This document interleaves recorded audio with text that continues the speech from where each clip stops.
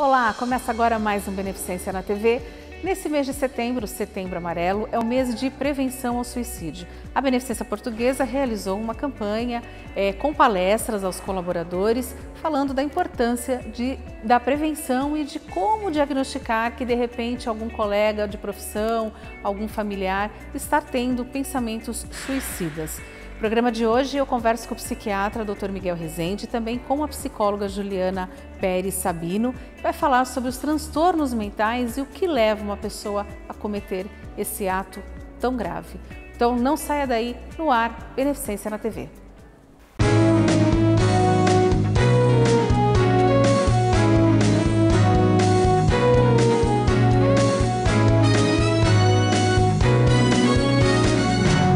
Beneficência na TV. A depressão é uma das doenças mais associadas ao suicídio. Porém, existem outros transtornos mentais que podem levar a pessoa a cometer essa atitude extrema. Sobre o assunto eu vou conversar com ele, que é psiquiatra, Dr. Miguel Rezende. Doutor, obrigada por aceitar nosso convite. Doutor, a depressão é a doença que mais leva a pessoa a cometer o suicídio, mas existem outros transtornos mentais.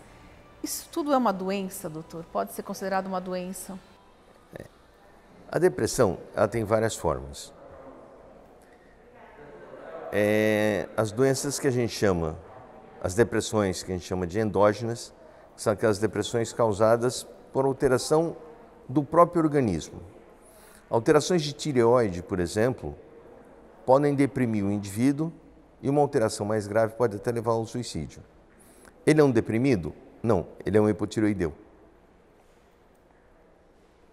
A esquizofrenia, existe um quadro depressivo associado à esquizofrenia, que também pode levar ao suicídio, que o esquizo ele tem um tipo de alteração que é uma alucinação auditiva.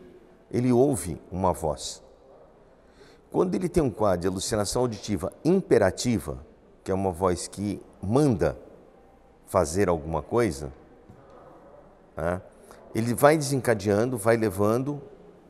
Num determinado momento, ele não suporta mais ouvir a ordem da voz e comete aquilo que a voz está mandando. A grande maioria dos quadros são as depressões que a gente chama de depressões exógenas.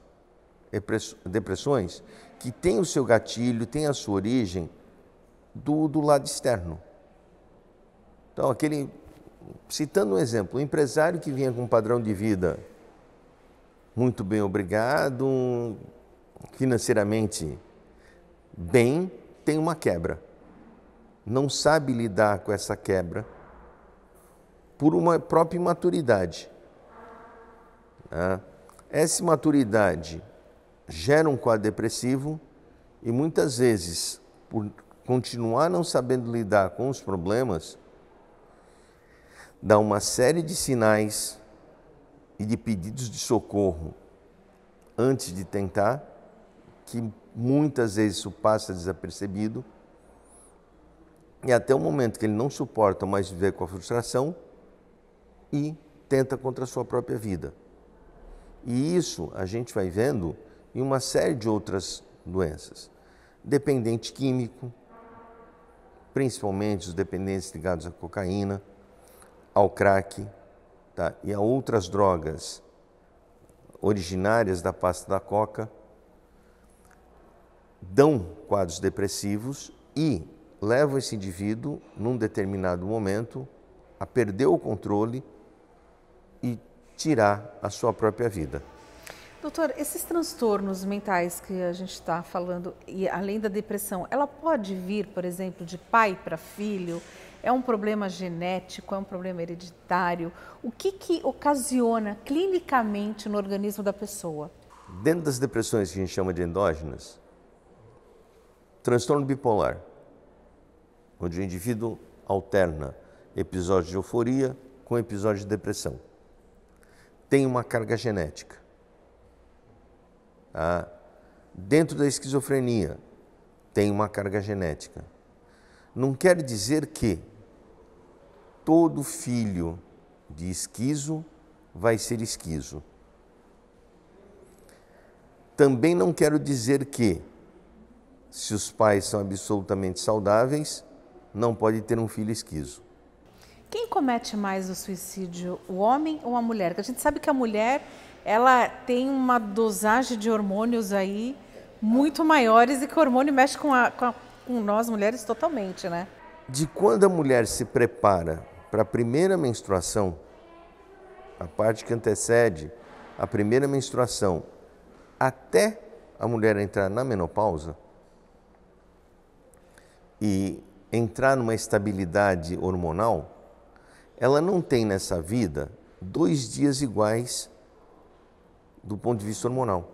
Dentro do cérebro as coisas são muito encostadas uma na outra, as estruturas, e não tem espaço livre, né?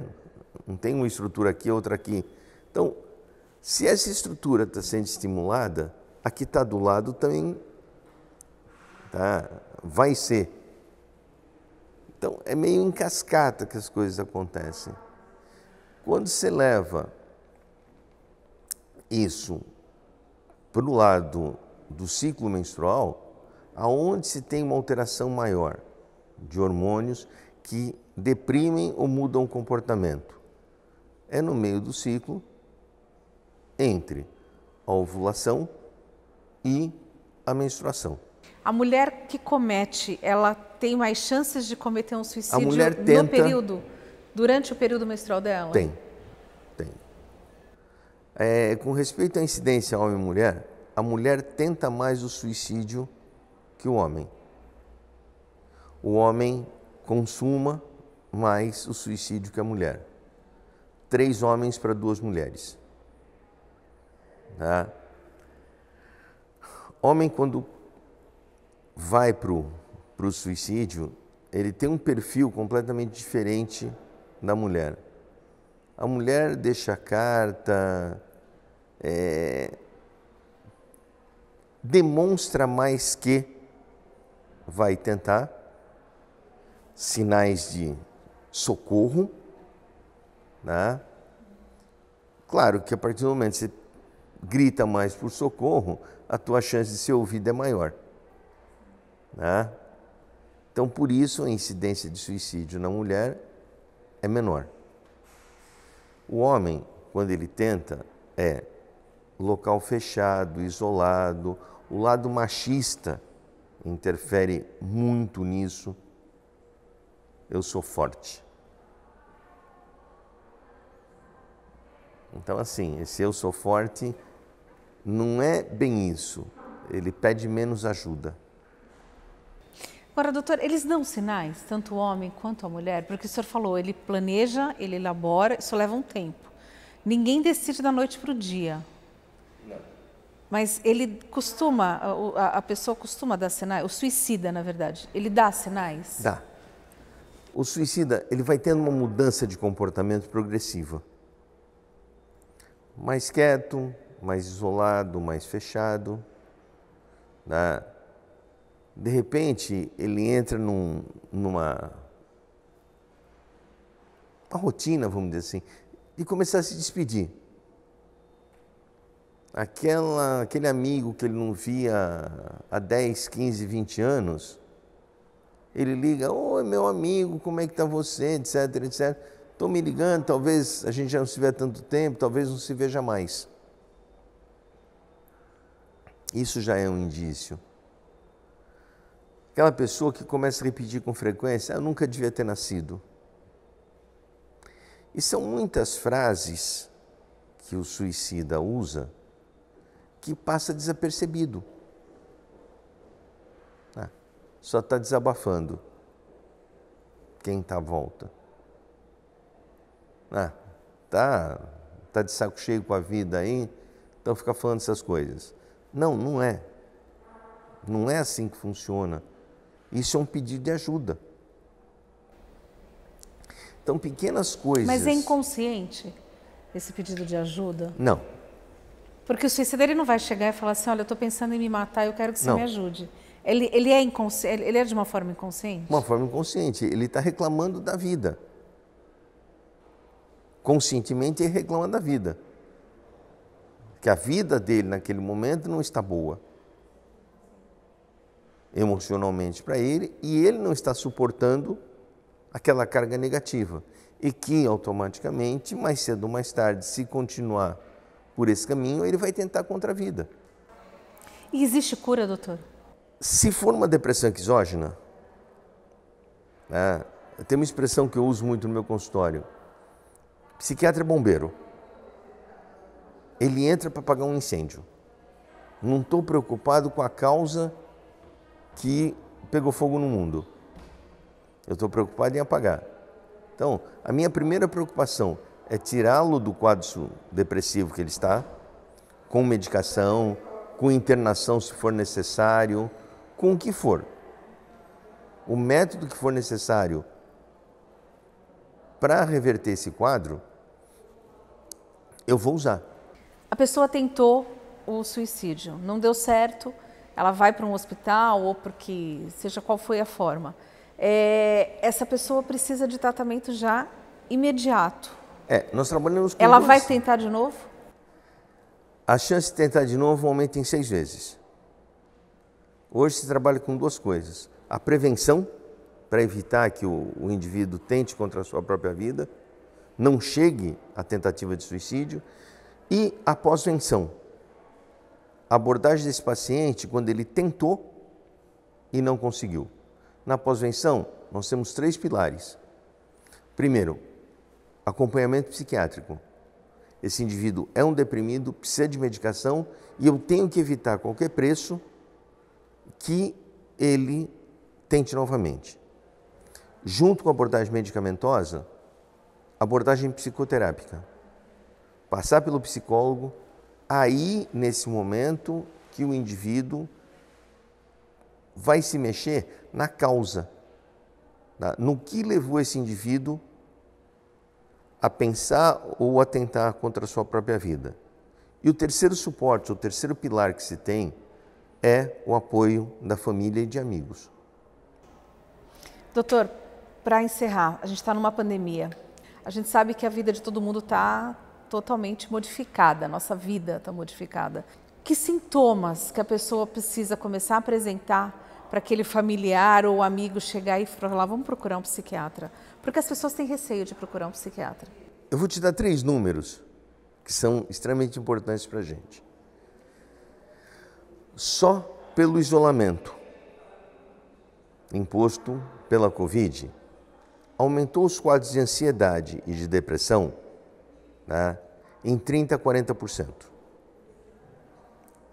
Sem Covid, só isolamento.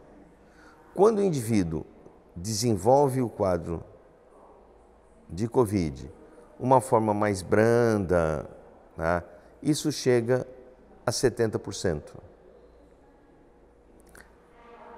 Com ou sem internação, mas sem uma necessidade mais intensiva, a gente para em 70%. Indivíduo que vai para o tubo, foi para a UTI, foi entubado e saiu, praticamente todos, 1 a 3 meses depois da saída da UTI, tá, desenvolve quadro ansioso depressivo. É que ele viu a morte muito de perto. E isso não tem quem resista. Sintomas básicos: mudança de comportamento, ansiedade e depressão. Doutora, eu quero agradecer, já quero deixar o convite, porque tem muito assunto para a gente estar falando. Depressão pós-parto, que eu sei que é uma coisa que atinge muitas mulheres e pensam que é frescura. Enfim, tem muita coisa para a gente falar, mas eu queria agradecer a sua presença. Suas considerações finais, por favor. Uma coisa só para deixar muito claro. Depressão não é frescura, depressão é doença e como doença tem que ser tratada. A primeira é uma emergência médica e como tal tem que ser tratada. Tá bom, doutor, obrigada pela sua participação e você não sai daí, eu vou para um rápido intervalo e a gente continua conversando sobre o assunto com a psicóloga Juliana Pérez. Eu volto já. Estamos apresentando Beneficência na TV. há 162 anos presente em nossos corações. Neste aniversário, o Hospital Beneficência Portuguesa entrega 3 presentes: tomógrafo, ressonância magnética e o pronto atendimento em doenças cardioneurovasculares. No coração do Gonzaga, o Hospital do Coração Benecor, trazendo mais agilidade e mais eficiência no pronto atendimento. Hospital Beneficência Portuguesa, 162 anos presente em nossos corações. Voltamos a apresentar Beneficência na TV. De volta com Beneficência na TV, o programa de hoje, Setembro Amarelo, um assunto polêmico. Cerca de 800 mil pessoas morrem por ano de suicídio. É a segunda maior causa de morte entre jovens de 15 a 29 anos. E sobre esse assunto, agora eu vou conversar com ela, que é psicóloga, que também está fazendo parte do circuito de palestras aqui da Beneficência, que é voltado para os colaboradores, a psicóloga Juliana Pérez Sabino. Tudo bem, Juliana? Olá, obrigada Cris. Mais uma vez. Imagina, viu? Eu que agradeço o convite sempre. A gente está há um ano, mais ou menos, em setembro, mais precisamente no dia 10 de setembro de 2020. A Organização Pan-Americana de Saúde alertou que a pandemia de Covid poderia aumentar os fatores de risco para o suicídio. A gente está vivendo quase 2 anos nisso, uma crise social assim absurda, muitos lutos. Então, a gente está vivendo um momento muito difícil para todos, né? A gente está no mês de setembro, que é o mês de prevenção ao suicídio. Se faz necessário, é importante falar de suicídio num momento como esse? Cris, isso foi um tabu durante muito tempo, porque as pessoas achavam que falar sobre suicídio poderia incentivar, instigar, fazer com que as pessoas tivessem esse conhecimento. Só que mesmo com essa ideia, o índice de suicídio foi aumentando cada vez mais, até se tornar uma questão de saúde pública. Foi quando os órgãos falaram que a gente tem que fazer alguma coisa para isso. E aí, desde 2014, a Associação Brasileira de Psiquiatria, juntamente com o Conselho Federal de Medicina,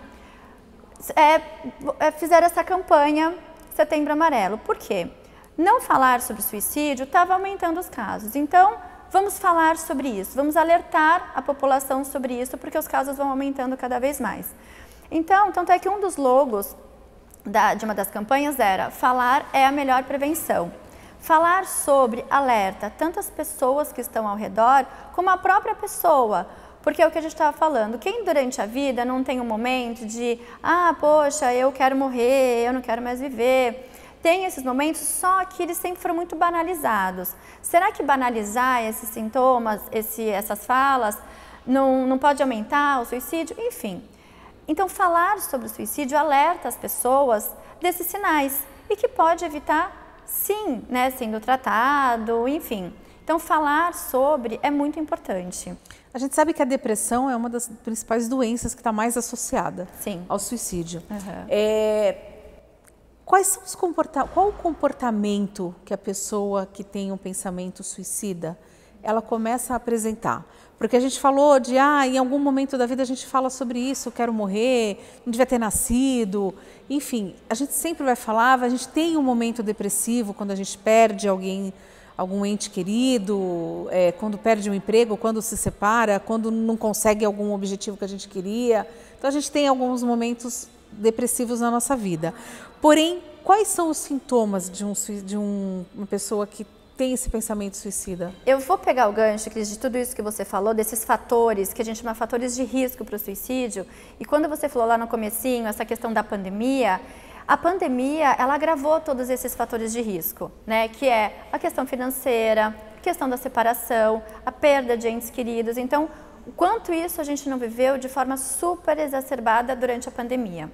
Então, isso foi um fator que aumentou, sim, né, o índice de suicídio. Então, o comportamento. Cris, não são todos os comportamentos que chegam até nós, né? Então, observar os sinais é muito importante. Só que vale lembrar que nem sempre esses sinais chegam até a gente. E as pessoas, elas buscam muito os sinais diretivos. Então, algo que seja muito aparente. E nem sempre são esses sintomas que levam a pessoa, ou que faz com que quem está em volta perceba, ou até a mesma pessoa. Então, assim, tem a questão da personalidade, como que a pessoa enfrenta, quais são as estratégias de enfrentamento que a pessoa tem, porque durante a nossa vida, todo mundo tem problema. Todo mundo passa por alguma perda, todo mundo passa por algum problema. Então, quais são as estratégias de enfrentamento que a pessoa tem diante disso? A perda é o maior gatilho? Não digo só a perda no sentido de Física. Morte, mas a perda de um relacionamento, a perda de um emprego, de um dinheiro, enfim. Sim. A perda, elas são várias perdas, né? Eu digo que a perda, ela é desde uma perda da rotina, né? Quando uma pessoa ela perde o emprego, ela perde toda a questão financeira, ela perde uma rotina, ela perde colegas de trabalho. Então, uma pessoa que muda de cidade, ela tem as perdas. Então, sim, né? É um buraco que a pessoa ela vai ter que remanejar a vida sem aquilo que ela estava vivendo no momento. Então, a perda, sim, a perda. Tem também os transtornos mentais, né? Tem a depressão, que é decorrente dessas perdas ou de vários fatores, separação. É importante a gente falar sobre relacionamentos tóxicos, que as pessoas estão falando tanto hoje em dia, e sim, estão havendo muitos casos de suicídio por conta de relacionamentos tóxicos. A questão financeira, mas tem também os transtornos afetivos, os transtornos de personalidade bipolar, tem a questão da esquizofrenia e o abuso de drogas. Então, tudo isso leva a pessoa ao suicídio. O suicídio, ele é um processo, né? A pessoa, ela passa por um processo até cometer o ato em si. Então, o suicídio, ele é o ato. Mas nós temos também o comportamento suicida, que são o quê? São os pensamentos ou até os planos que sejam a ser consumados ou não. Mas existe também o comportamento suicida. Então, é importante que as pessoas notem também esse comportamento. Juliana, mas como que eu vou notar esses sinais? Como que eu vou notar esses comportamentos? A pessoa muda de humor, a pessoa começa a se despedir, né, ou se isolar. Então a pessoa ela começa a agir de uma forma que ela não agia sempre. Só que o que acontece? As pessoas banalizam muito isso. Independente se é ou não, se a pessoa está falando isso, ela está querendo chamar a atenção de alguma forma. E não veja isso como algo negativo. Veja isso como ser cuidado, sem julgar.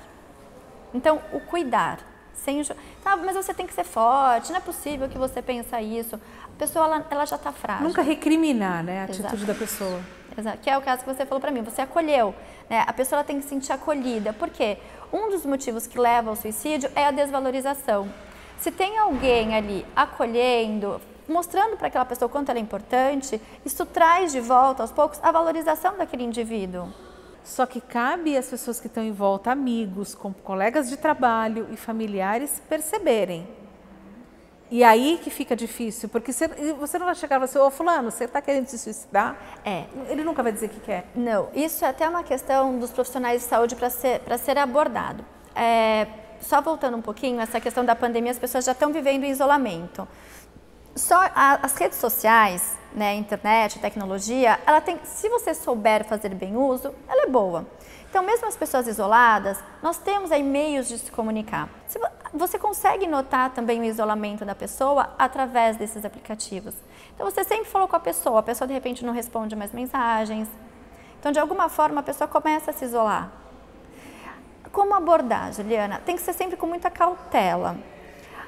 80% das pessoas que se suicidaram, elas, um ano antes de cometer o suicídio, elas passaram por alguma especialidade médica. Só que 50% a 60% não foi nenhuma especialidade relacionada à área da saúde mental. Não foi um psiquiatra e nem um psicólogo. Foram várias outras especialidades. Então é importante também o profissional da saúde, ele se ater a isso. Então tem algumas perguntas que não precisa ir a fundo, que com cautela. Então assim, você pode perguntar para a pessoa, quais são as suas perspectivas? Uma pessoa que está pensando em se suicidar, ela não vê perspectiva futura. Ela fala, não, o quanto você gosta de viver? Não gosto de viver, eu acho a vida péssima. Então assim, são duas perguntas muito básicas, mas que sim, que você pode usar. E aí, se você vê que a pessoa, de fato, não tem nenhum propósito, não tem nenhuma perspectiva de vida, que ela não tem amor à vida, você encaminha, conversa com um psiquiatra, você encaminha para um psicólogo, mas quem está ao redor, com essas duas perguntinhas, já pode notar alguma coisa. No caso de um suicídio consumado, o familiar se sente culpado? Muito. As pessoas que estão ao redor, familiares, pessoas do trabalho que convivem todos os dias. Então, assim, é importante lembrar, depois que isso acontece, que a pessoa, primeiro, ela nunca vai imaginar, ainda mais quem está próximo, que aquela pessoa que ela tanto ama não faria aquilo com ela. Então tem essa questão também, não, ela não faria, ela não deixaria a família. Então as pessoas, elas se voltam um pouco para elas também. Então não acredita que aquela...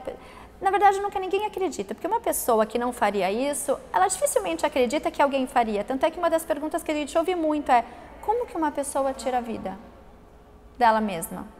Então, quem está em volta que não seria capaz disso, não acredita que o outro também seria capaz de fazer. Mas sim, acontece. Então, tem o suicídio, que é aquela questão de um processo. Tem aqueles também que a pessoa, diante de uma situação que ela não, de uma situação difícil, por impulso, ela acaba cometendo também um suicídio ali por impulso, né? O uso de drogas prejudica muito e ele acaba incentivando, ele acaba, não é que ajuda, é que o uso de drogas, ele acaba fazendo com que a pessoa ela não tenha nenhum senso, ela mexe com as funções cerebrais, dela, exatamente. Né? Então tem vários fatores, né, que envolvem, e as pessoas que estão próximas, é isso, a qualquer sinal, não banalize. Juliana, você está participando também das palestras que estão acontecendo aqui na Beneficência, que é um circuito de palestras que aconteceu de 14 a 17 de setembro. E o que você abordou durante essa palestra, porque foi para os colaboradores aqui da Beneficência, né? Cris, primeiro a questão, a importância de falar, né? O que leva uma pessoa, que vem aquela dúvida, mas o que leva uma pessoa a cometer o suicídio, a tirar a própria vida? Então, esses fatores que a gente falou agora aqui um pouquinho. E como profissional da saúde que está dentro de um hospital, pode ajudar, né? E a ele também. Né? Eu ia perguntar, os profissionais de saúde, vendo o que aconteceu, também não correm um risco grande? Sim, houve uma grande... Tiveram muitos casos de profissionais de saúde que também se suicidaram, né? É exaustão. Porque estavam todos voltados ao paciente. E quem estava voltado para esses profissionais que estavam cuidando? Né? Então, é uma forma deles, sim, intervirem ali no momento de um paciente que está numa internação, mas é um momento também deles olharem para eles e se cuidarem. E estar alerta a esses sinais também. Juliana, você falou da importância de estar se falando disso. De acordo com o Código de Ética do Jornalista, a gente não pode noticiar o suicídio, porque acredita-se que isso incentiva. Falar, noticiar, não serve de incentivo para aquela pessoa que está com pensamento suicida? Cris, é porque essa questão de noticiar o caso em si seria muito interessante. A questão é que a gente não sabe como isso vai ser noticiado. Né? Nós sabemos que, eu citei para você anteriormente, que eu não passo aqui, mas alguns casos que foi citado como suicídio e na verdade não foram. Enfim, então, envolve muita coisa por trás desse suicídio e isso poderia, talvez, não ser passado de uma forma tão fidedigna. Então, falar sobre o suicídio é importante, sim, tem que falar, mas é isso, um alerta como prevenção. Juliana, obrigada. Mais uma vez está aí, então, está dado o recado. Você que tem algum amigo, colega de trabalho, familiar, que está tendo alguma atitude um pouquinho diferente, preste a sua solidariedade, não julgue, não recrimine, converse, ofereça seu ombro amigo. Eu fico por aqui, na próxima semana, nesse mesmo dia, nesse mesmo horário, eu te espero para mais um Beneficência na TV. Até lá!